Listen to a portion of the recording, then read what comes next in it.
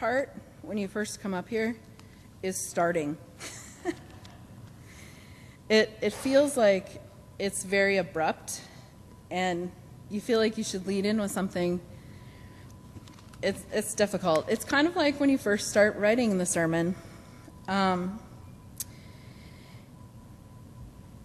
given all of this information, and I study all of these things, and you just want to be able to cram everything in. And you have to let go of things that might be interesting but aren't pertinent. But God always provides a message for us. This week I started my journey to write this sermon started a year ago. And God gave me a message of Daniel. And I went into Daniel and I studied the story of the fiery furnace. And I didn't know what the message was that he wanted me to learn. And I studied different things. I thought, well, I'll get more in depth with it once somebody asked me to preach a sermon. So I just took my time on it. But it's really humbling when God, I'm going to get my emotional part out now, when God all of a sudden decides he has a message and he's going to use you. And this week, when I was putting it together, I had done all my studying last week. I had Sunday set aside. I was going to write my sermon on Sunday. And I couldn't get it. And then all of a sudden, Esther kept coming up. Esther, Esther, Esther. And I'm like, what? You know, what does Esther have to do with the fiery furnace? Sometimes you just have to let go and let God. And so I studied Esther. And then I had all of these pieces and I couldn't figure out how to put them together. So Sunday didn't happen. And then I said, well, I still have Tuesday and Wednesday night. But Tuesday and Wednesday night, it wasn't happening. I was studying more, but it wasn't happening. And I thought, what am I going to do? I have started this sermon 6 times already, and I have nothing to show for it. And so Wednesday night before I went to bed, I had to let everything go, and I said, God, this isn't my sermon. This is your sermon. And I have no idea where you want me to go with it, but I know that you want the fiery furnace, and I know you want Esther, and I'm going to leave it up to you because I have a training tomorrow night. So I have 2 hours during nap time, and I have a little bit of Friday night, and it's up to you, God. And I woke up at 3 a.m, and God was organizing every single detail that I had studied. For 3 hours, I laid there, and he organized everything for me. And you just can't even understand, unless you've experienced it, when God just takes over. But I hope that you all get the opportunity for that at some point. So today we're going to start with the 10 Commandments. And thank you so much for you guys coming up and reading for me, because it's a mouthful, and I thought you guys could get me started on my sermon. Now, when you read the 10 Commandments, do they seem unreasonable to you? Anybody? Raise your hand if you think they're unreasonable. God has requests for us. Anybody think they're unreasonable? Nobody thinks they're unreasonable. Okay. So God says these are 10 things that my kingdom holds fast to. And if we follow them, we can be happy and healthy, and we can have a good life. We can have good relationships. The first 4 focus on God, our Creator, and the last 6 on our relationships with each other. So do you think, since they're so reasonable, that anybody should forsake any of these 10 commandments? Go ahead and answer. It's just a yes or no. No, right? But the devil knows that this is what God wants from us, right? And so since these are the precedents of God's kingdom, if he can break down these 10 commandments, then he feels he's winning, right? He senses victory. And then when he gets victory and he tastes it in his mouth, he rallies. And I don't know about you guys, but I don't think we should ever give him that satisfaction. Now, although I think all 10 commandments are very important, I want to focus today on the first and second commandment.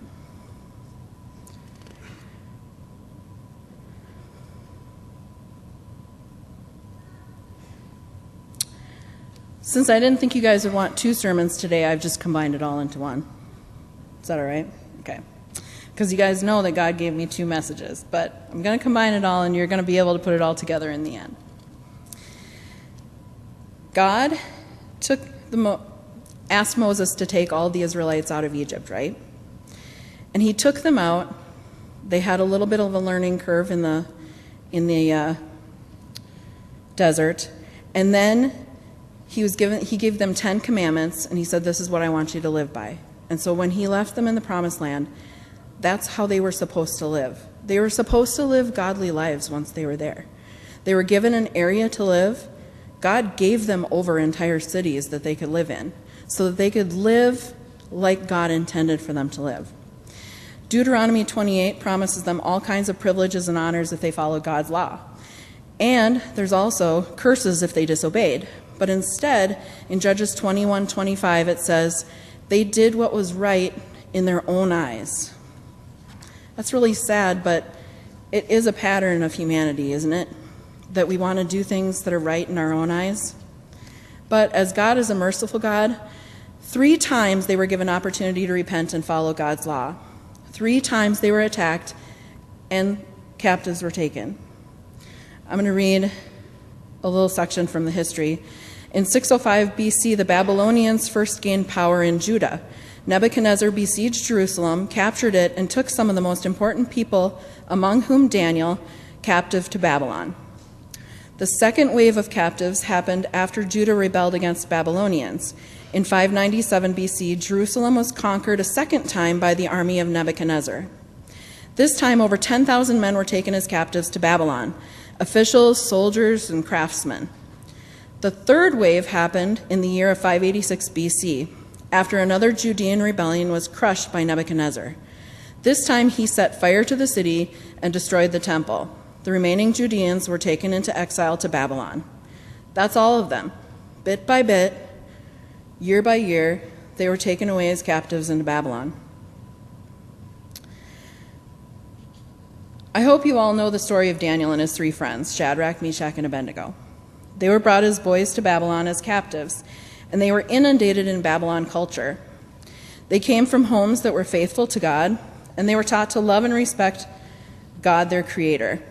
They prayed morning, noon, and night. They would not defile their bodies with unclean foods, and they followed the laws of God, and if they could do what the king asked without compromising what God asked, they would do it. Now that's tough. In a new country, new names, new language, new clothes even, they were forced to adhere to a culture that they were now immersed. But we know that they did. We know for a fact that they followed the 10 Commandments all of their lives. Early on, when they first came to Babylon, they were bold, and they asked for a special diet so that they would not defile their bodies with the king's food and wine. When Daniel, later in his life, was put in the lion's den, he was put there because he would not bow down to the king and pray to the king. And even the king admitted that Daniel served his God continually. Daniel and his friends were obviously familiar with the 10 Commandments and willing to die to worship God by honoring them. Still, we come to the story of Daniel 3 that piqued my interest a year ago. It's such a short story in the Bible, but it's really important. I've read this story again and again. We had this book when I was a child that told the story of the fiery furnace. I bet many of you had that book. The story is found in Daniel 3. Nebuchadnezzar, the king, made a huge image of gold. This thing was 90 feet tall by 9 feet across. I mean, it was a monument. This thing was huge. And he put it out on the plain of Dura. And he put it there because then you can see it from everywhere. And he called all of the important people of the Babylon nation to come and dedicate it. Once they were all gathered together, a herald cried out, "Anytime you hear all kinds of instruments playing in symphony, then you'll fall down and worship this golden image. And anyone who does not fall down and worship shall be cast immediately in the midst of a burning fiery furnace." So at that time, when all the people heard the sound of the horn, the flute, the harp, and the lyre in symphony with all kinds of music, all the people, nations, and languages fell down and worshiped the gold image which King Nebuchadnezzar had set up. Something happened here with my slides, just a sec. There we go.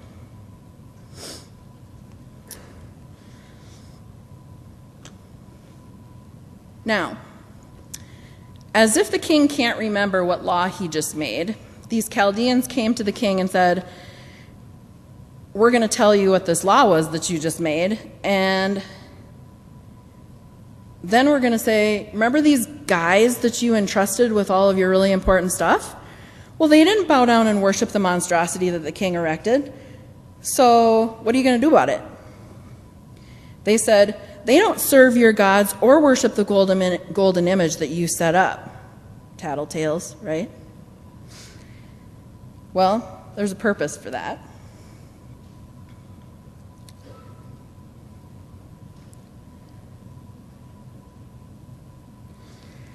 Well, like any haughty king, Nebuchadnezzar is mad. In a rage and fury, he wants these guys brought before him to answer for this obvious disrespect. Now, back then, and maybe even now, we don't really live in a whole monarchy thing, but you did what a king told you to do. They weren't playing around. It was a do-it-or-die society. And the edict even stated that if they did not bow down to this image, they would be put to death in the fiery furnace. So the king goes to these guys, Shadrach, Meshach, and Abednego, and he restates the law to them, just in case they missed it the first time, or maybe they didn't see every single other person bowing down to this image. He restates to them, and he says, "Are you going to do it this time? When the music plays? When the symphony goes? Are you guys going to do it? Are you going to bow down?" It's almost like he's giving them another chance. I think that he knew these guys because they were so far up that he'd spent time with them. And because of that, he knew them and was like, "Hey, you guys, here's your chance. Do it so that I don't have to throw you into this fiery furnace." But just because he knew them and respected them doesn't mean he was going to let them disobey, right? Are you ready when you hear the music to bow down to me and pray to my gods? Or do you think your God can save you? Shadrach, Meshach, and Abednego, they're not worried a bit. Why? Because they don't answer to Nebuchadnezzar or his gods. They answer to the God of heaven, and their God has told him, "You shall have no other gods before me. You shall not make a carven image, nor shall you bow down to them or serve them." Shadrach, Meshach, and Abednego answered the king, "O Nebuchadnezzar, we have no need to answer you in this matter. If that is the case, our God whom we serve is able to deliver us from the burning fiery furnace, and he will deliver us from your hand, O king. But if not, let it be known to you, O king, that we don't serve your gods, nor will we worship the gold image which you have set up." They didn't care if they survived or not, but they knew that their God could save them. You guys want to know a quick way of making a king mad? right there. Say that to a king. That'll make him mad. Now, when I was a kid, we used to go to Wisconsin and have a family reunion every summer. We'd camp there for about a week at our Uncle Ernie's farm. And the highlight of the week was the second Sabbath when Uncle Ernie would light the bonfire. He spent all summer long throwing twigs and logs and other junk that would burn into the cow pasture, and by the time we arrived, it was piled about 10 feet long by 20 feet wide and 10 feet high, and that thing, they'd go and they'd light it up. And it would take a little time, and everybody would be watching. Is it going to go? Is it going to go? And then it would just, all of a sudden, and the whole thing would go up. That bonfire was hot. Everyone wanted to roast hot dogs and marshmallows, but it was so hot, you couldn't approach that. Until one brave soul would get down on their stomach and creep as close as they could get.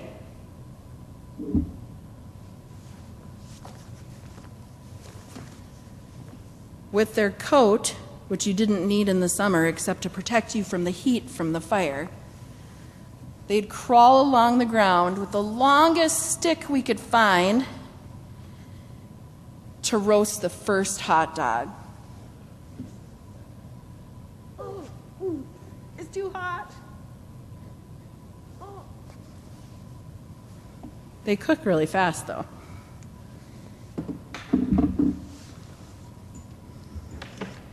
It was really hot.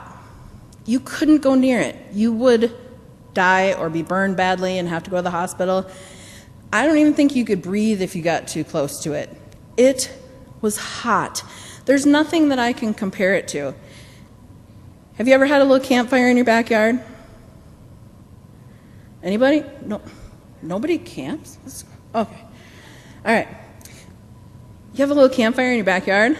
It can get pretty hot. You always warn your kids, don't go near that. It's really dangerous. You could burn yourself. And they are dangerous, right? But that's nothing in comparison to our bonfire that we used to have. Nothing. And that bonfire was nothing in comparison to this fiery furnace. Okay? The fiery furnace was a brick cone-shaped building with an opening at the bottom to throw more fuel in. They didn't use sticks and logs like my Uncle Ernie did. They fueled it with oil and chaff. So it was hot, so hot inside that the bricks themselves were all white. They were so hot. Nebuchadnezzar, this is the regular fiery furnace, okay? Nebuchadnezzar was so mad at what they said to him that he said, you know what? We're going to heat it 7 times hotter for you guys. Now, honestly, that's not going to change how fast they're going to die when they're going to get thrown in there. Hot is hot, right? But it did show how angry he was. And the men who went to throw Shadrach, Meshach, and Abednego into the fiery furnace bound their hands, bound their feet. They had to carry them to get them in there. They had to together throw these guys into the fiery furnace. And after they threw them in, those guys fell down to the ground and died.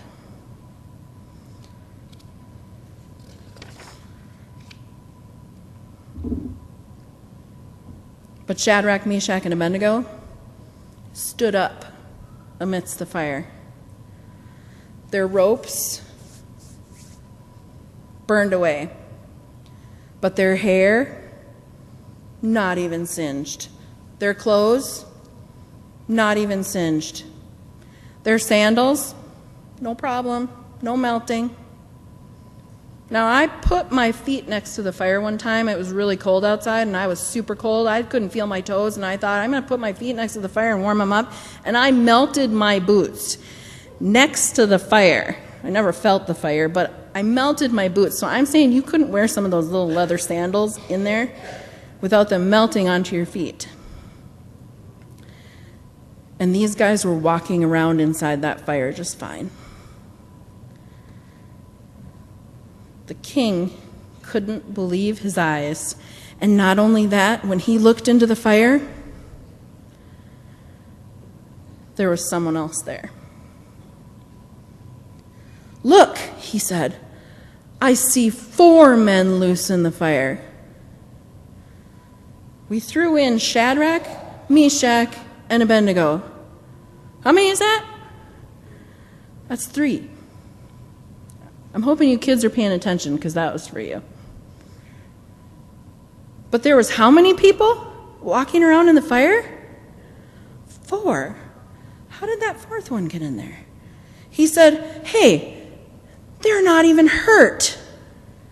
And the form of the 4th is like the Son of God. Wow. This is the king that just threw them in there. And he's admitting that that 4th one looks like the Son of God. Even heathens knew God, didn't they?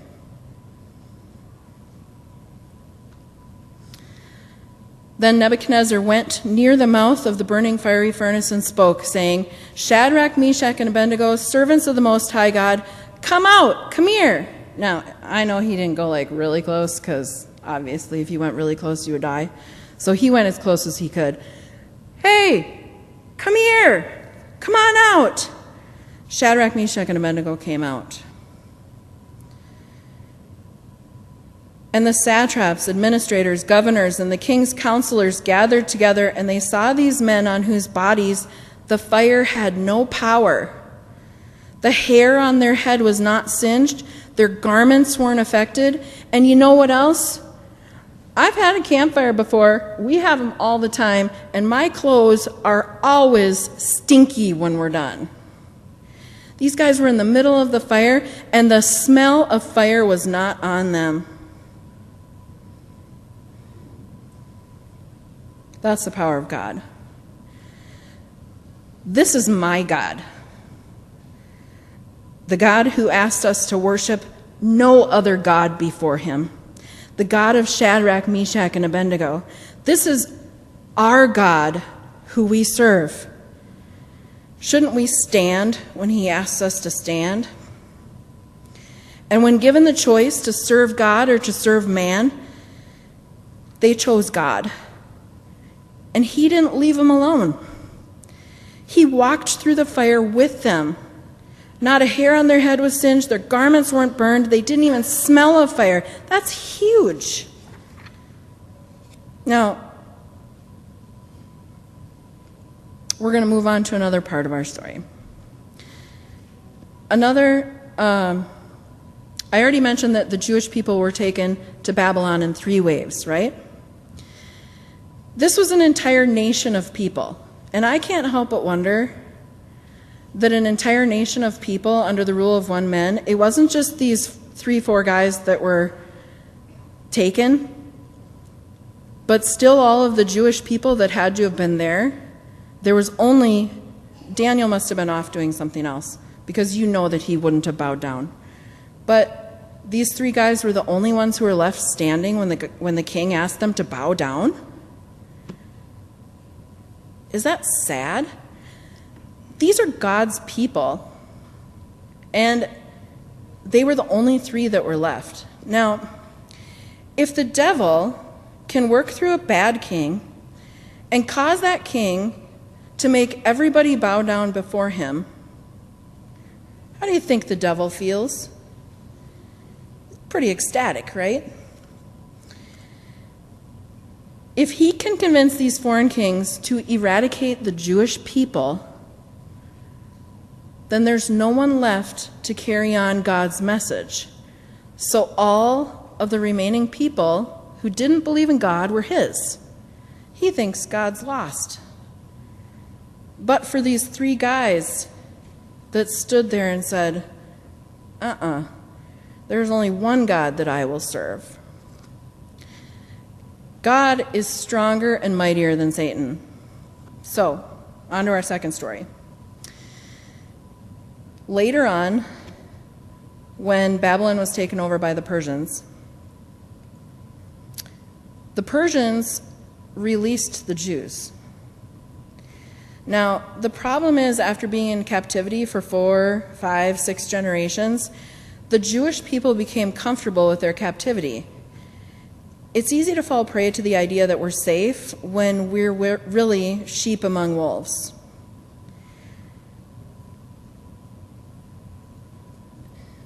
I think now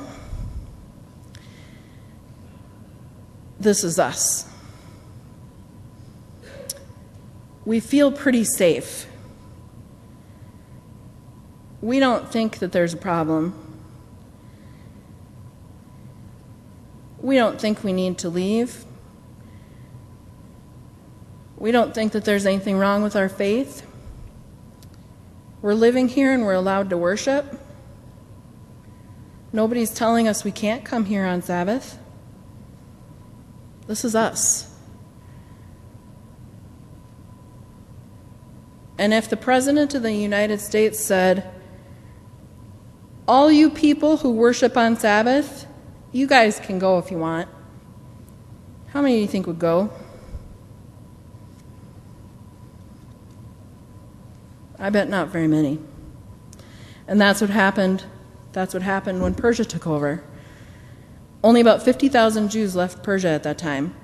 There were still hundreds of thousands scattered around the area who chose to remain in the city of their capture rather than return to rebuild their homes in the cities. The promised land that God had provided for them were there. They were offered the opportunity to go and rebuild, and they chose to stay where they were. If they had gone, they could worship freely, right? But where they were, they felt like they could worship freely. The devil is a seedy character. He had all of God's people in captivity, but made life so easy for them that they didn't even realize they were in captivity. In the Persian Empire, they were in the Persian Empire, but they were not part of it. They were still outsiders. And it was known that they were there, that they were in great number, and that they held beliefs that were different from the Persians, but the longer they stayed, the less they stood out. 3 separate kings gave permission for the Jews to leave Persia: Cyrus, Cambyses, and Darius. Sorry if I'm slaughtering the names. And when King Ahasuerus was in power, then Esther was introduced to us. I want to talk about Esther. She was born Hadassah. Hadassah was a little girl when she lost her parents and left with no close relatives to care for her. She was a young, grieving child with no one to turn to until a cousin came on a long journey to claim her as his own. I'm not even sure if she knew him before or not, but she was possibly going to live with a stranger. He was family, but he was still a stranger to her.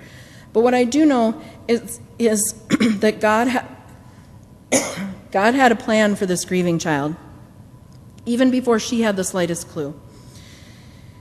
Hadassah and Mordecai became Jews living in Persia. They didn't advertise the fact that they were Jews. They merely went about their life and didn't cause waves. But at home, Mordecai taught Hadassah all about the God of Abraham. His faith was strong and her faith grew.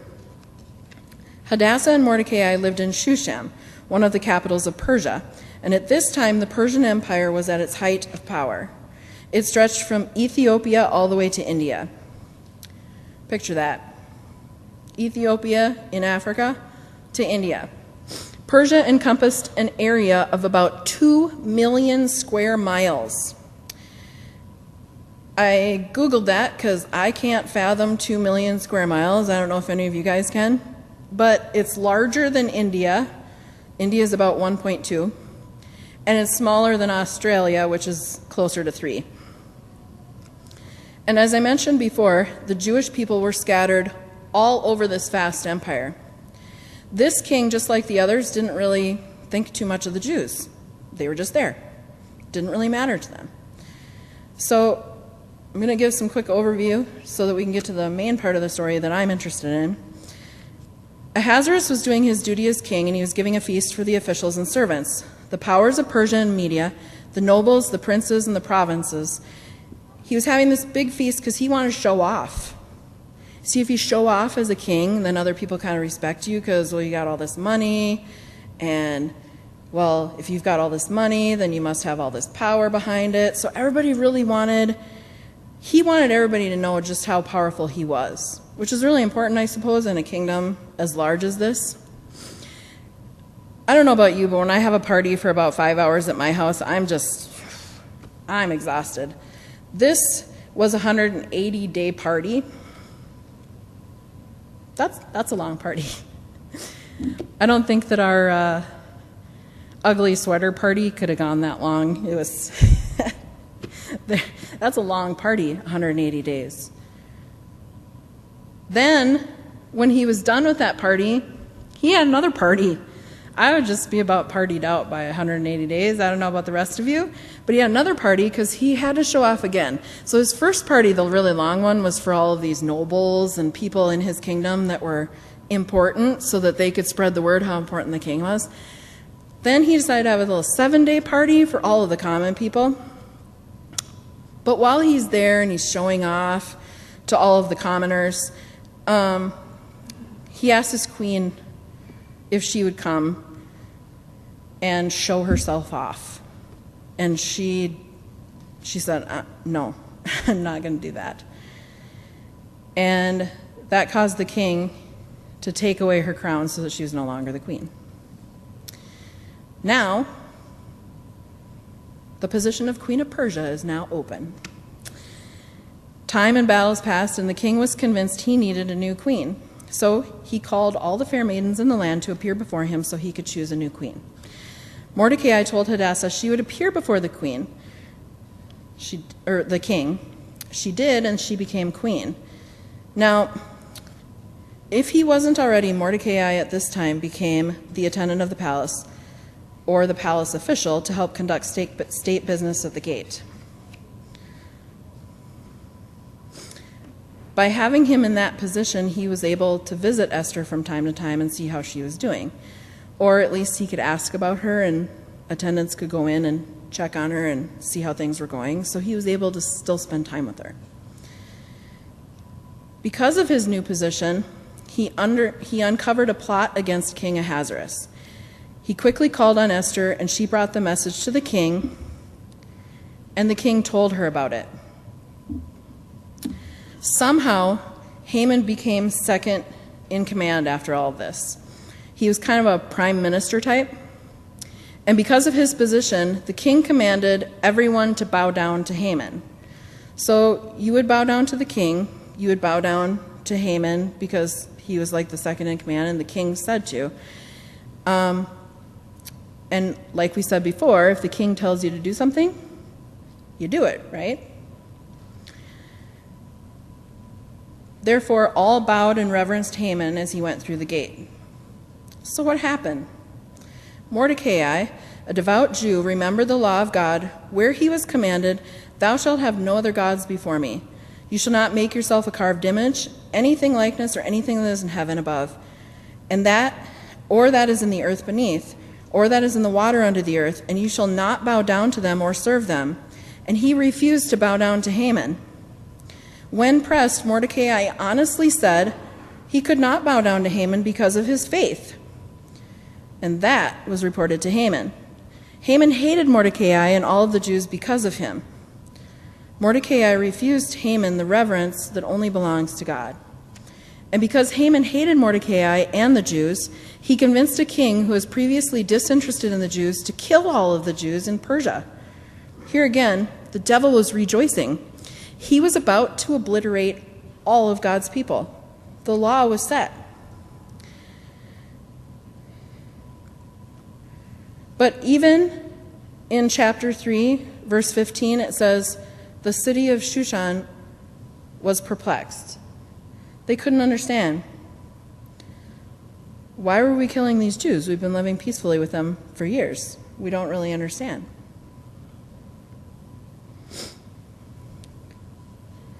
Now, we talked about the size of Persia, okay? So when you passed a law, the message had to get out to everybody before you could follow through with it. So they always had to set a date that was in the future so that everybody would find out about it so that they could comply. This time period gave a real advantage to the Jews. Now, they didn't have computers, they didn't have cell phones, so how do you suppose that they got the message around to people? Bunch of messengers, right? Actually, they were pretty advanced in Persia. They had one of the first kingdoms that had the post. They had a system whereby everyone was notified by messenger, and what they did was they'd send the first out on a horse. The first messenger out on a horse would go as fast as they can for as long as they can, and they'd be yelling the message as they'd go whenever they'd see people. And they'd get, as soon as their horse was like, too tired, or the rider was like, I need to take a rest, I'm exhausted, there would be another stable set up with a fresh horse and a fresh rider. And then the next horse and rider would go, and they would spread the word until their horse was tired, and then and around and around and around. This is a large empire, and even with this great system in place, it still took about 1 to 2 months to reach every area by post. It's kind of interesting, though, isn't it? The story goes on after this. The king couldn't sleep, and so he starts looking through some of his books, and he's reminded that Mordecai saved his life a while ago. Did we ever do anything for him? Because usually, we do something nice for people when they do something for the king. So he's like, I don't see any record here that we ever did anything for this guy. Sometimes we give him riches. Sometimes we really just praise him. It depends on what they did. But Mordecai saved the king. There was a plot to kill the king. So when the king realizes they didn't do anything for Mordecai, he decides, I need to do something. So when morning comes, Haman's all upset. So Haman's the first one to see him in the morning. And so the king sees Haman first, and he says, do you remember Mordecai? Oh, yeah, that guy. He's a thorn in my side. Haman didn't like Mordecai, remember, because he hated all the Jews. And the king says, I want you to put my robe on him, and I want you to put him up on a horse, and I want you, Haman, the second in the kingdom, I want you to take him around, and I want you to praise him and have everybody bow down to him and praise him as you're walking through the city. If you're Haman, this is like the worst thing in the world. And in those days, if you wore something that the king wore, it was punishable by death. So it wasn't taken lightly that he gave him his coat and offered him to wear his coat, because if the king gives it to you, then it's okay. It was a huge privilege. Haman was so mad that he went home and started constructing gallows to hang Mordecai whenever the time would serve itself. And Mordecai, when he heard the plot to kill all the Jews, he decided he'd see Esther and see if she could plead for their lives. And she was afraid, and you guys remember this part. Mordecai says, maybe you were put here for such a time as this. And she prays about it, her and all of her servants, and all of the Jewish people. And she says, if I perish, I perish. It's a popular story, how Esther goes into the king, and going in uninvited could cost her life, and she invites him to a banquet in her chambers, and then invites him again, and finally when he offers her up to half of his kingdom, she asks for her life and for the lives of her people, and they're spared. When I was a kid, the story in My Little Friends was called The Brave Queen. I read it again and again growing up, but today I would name it differently because I believe that this story is really about worship. Maybe Hadassah lost her parents so that she would live with Mordecai, so that when she became queen, he would sit outside the gate of the king, and for such a time as this, be a witness of the importance of obeying God's law. He would not bow down to anyone but God. Perhaps Daniel, Shadrach, Meshach, and Abednego were taken captive, far from their families in a strange city with a strange new language, so that they could be a witness of the importance of obeying God's law. They would not bow down or pray to anyone but God. We are not any different from Mordecai, Daniel, Shadrach, Meshach, and Abednego. Our circumstances are the same. God told us, "You shall have no other gods before me."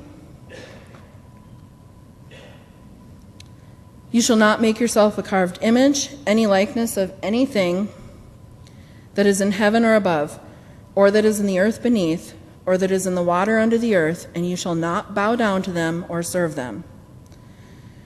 We here, we're strangers, immersed in a culture of the world. And if we're not careful, we can easily become more like the world and less like people of God. Little changes, little compromises, those are the easiest way to confuse and cause us to lose our faith. And I dare say become comfortable in our sin. Let's turn in our Bibles to Deuteronomy 8:11. I didn't have you turn to all of the other ones because there's just a lot. Deuteronomy 8 and verse 11. God gives us a warning here. Beware that you do not forget the Lord your God by not keeping his commandments, his judgments, and his statutes, which I command you today. Is that a warning? Over and over again this quarter, we've been studying in our lesson about what identifies God's followers from Satan's followers. And the answer is clear. Choose you this day whom you will serve. If you are a follower of God, you will worship God and God alone. One day soon, we'll all be faced with this choice. Turn in your Bibles to Revelation chapter 13 and verse 15. Revelation chapter 13 and verse 15. I'm reading from the New King James Version.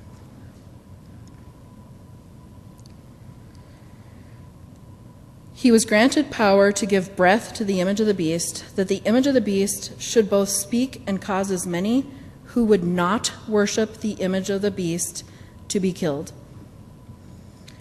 We will come upon a day when we'll be tested. And if we do not do the bidding of the beast, we may be killed.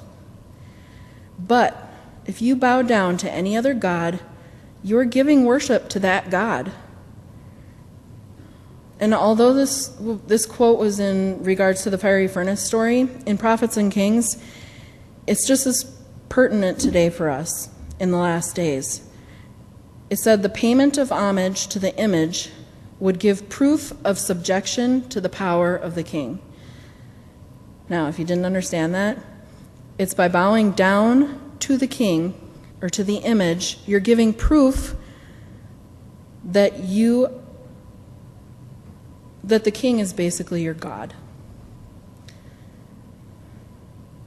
I never want to pay homage to anyone who is not God, the creator of the universe. And in giving true worship to God, we must always remember the first and second commandments. God's children must make it manifest that he is the only object of their worship, and that no consideration, not even life itself, can induce them to make the least concession to false worship. The Lord will work mightily in behalf of those who stand steadfastly for the right.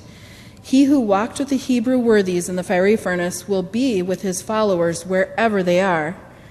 His abiding presence will comfort and sustain, and Satan, with all the hosts of evil, cannot destroy the weakest of God's saints. Find comfort in these words. The reverence of God's people for his law is a constant rebuke to those who have cast off the fear of the Lord and are trampling on his Sabbath. Satan will arouse indignation against the minority who refuse to accept popular customs and traditions. But God will vindicate his truth and his people. Turn over a page to Revelation 12 and verse 17. Revelation 12, verse 17. And the dragon was enraged with the woman, and he went to make war with the rest of her offspring, who keep the commandments of God and have the testimony of Jesus Christ. Are you seeing a pattern here of what's going to happen in the end times? That we need to know the commandments. We need to have them written on our hearts, just like Daniel, Shadrach, Meshach, Abednego, Mordecai, Esther, like our biblical examples. We need to have God written on our hearts, because in the end, that will be the true test of who is for God or who is against God. And like Shadrach, Meshach, and Abednego, we will not be able to avoid the coming conflict. So we have to be ready for it. Put into practice what God asks of you so that when the storms of life rage around you, you will know what to do. Now, I was never stolen from my family. My parents didn't die when I was at a young age. My life was not perfect. How many of you have perfect lives? But I have to say that these examples that I showed you today, they're probably worse than many of the things that we've gone through in our lives. Many of the things. And if they can hold their faith through the things that happened to them in their life, then shouldn't we be able to do the same? Every month I practice emergency situations with my daycare kids. I want them to know what to do in case there's a fire, or in case there's a storm, or in case there's an injury, in case of a stranger danger. We're going to be having one here at church. In case there's a storm, we'll know what to do. In case a shooter comes in, we practiced that last. It was nice out, that's all I remember. Why do we do that? We do that because it's important for them to know what to do in case something happens. We practice something so that we know what to do. It's the same for us now. We need to know what's coming in the end times. We need to talk about situations that might come up. And we need to be aware of what to say and what to do so that we're not caught off guard. Things are way less scary when you know what to do. Friends, write the commandments of God on your heart. Let's turn to Revelation 14:12. Revelation 14, verse 12. And here's the patient of the saints. Here are those who keep the commandments of God and the faith of Jesus. Right here. And we can all stand tall when the winds change and the storms come and the lightning strikes and the earthquakes shake the foundation of the earth before Christ comes. Because of our faith in God, we can put on his robe of righteousness, and we can know that we are saved when the rocks crumble right underneath our feet. For such a time as this, right now, and what's coming in the future, we can stand because we're preparing our hearts now. And we can stand the things the devil puts in front of us, and we can be ready for the heavenly kingdom. Should we bow our heads? Dear Lord God, Mordecai, Shadrach, Meshach, and Abednego, they stood tall because their faith in you would not let them bow down to another. And I pray that our faith will help us to stand tall in a time such as this. For we are truly coming upon difficult times, and like Shadrach, Meshach, and Abednego, I pray that we will welcome the flames and walk with you among them. I pray, Lord, that you'll go with us this week, that you will not leave our sides, that you will help us to witness to others, and you will help us to prepare for next Sabbath by learning more about you. Amen.